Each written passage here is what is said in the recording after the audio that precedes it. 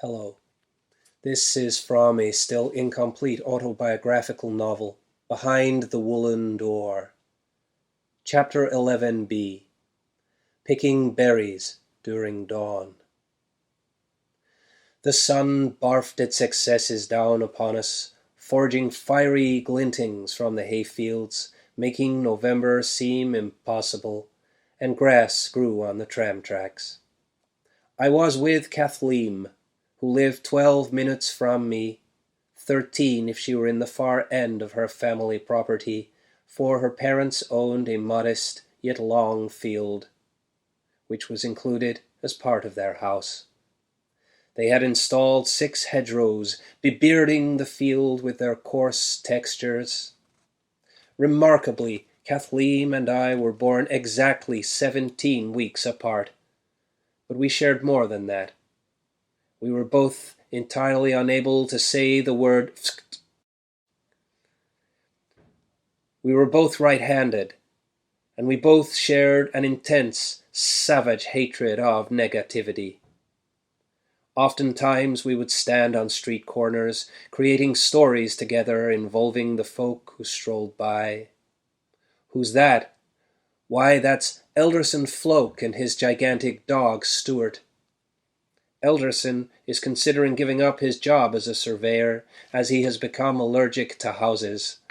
And Stuart secretly does not care for sticks one bit, yet continues the pretense so as not to embarrass or undermine his owner.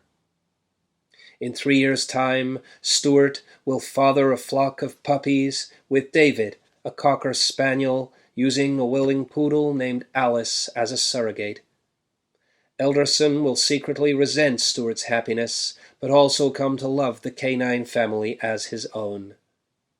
Elderson and Stuart strolled onwards, unaware of their destiny and of their past, both of which were being created by us as they passed by and onwards. Perhaps in a parallel dimension, all of our fictional embellishments were indeed true. Kathleen and I had decided to meet at dawn, to pick elderberries, gooseberries, and pigberries, which Kathleen insisted did not exist. She was correct, yet I retained that youthful optimism that there was every possibility I could be the one to discover their existence. By dawn, I had amassed a veritable trove of berries, a collection about the size of a modern dog. I peered keenly at each one via a magnifying glass, plucking the fruit before admiring its imperfections and glossy hue.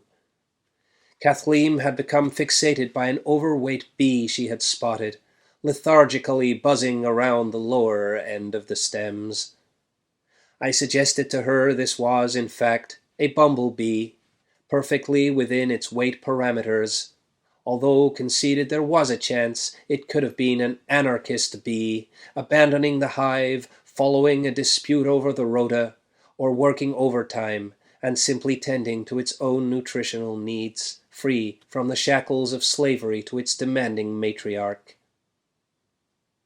As our discussion of the topic developed, it was evident we had become blissfully unaware of the sky's developments above us, dark, plump clouds rolling over the sky faster than a drummer playing a show on the due date of his firstborn. I felt the 3rd drop of rain first, the first and second drops narrowly missing my nose and wrist.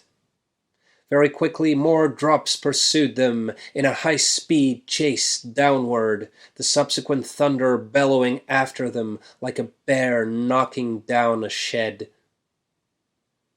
The rotund bee abandoned its sluggish circling and took off, only to be struck suddenly and violently by lightning, its buzz turning to a fizz as it caught fire instantly and dropped from the sky.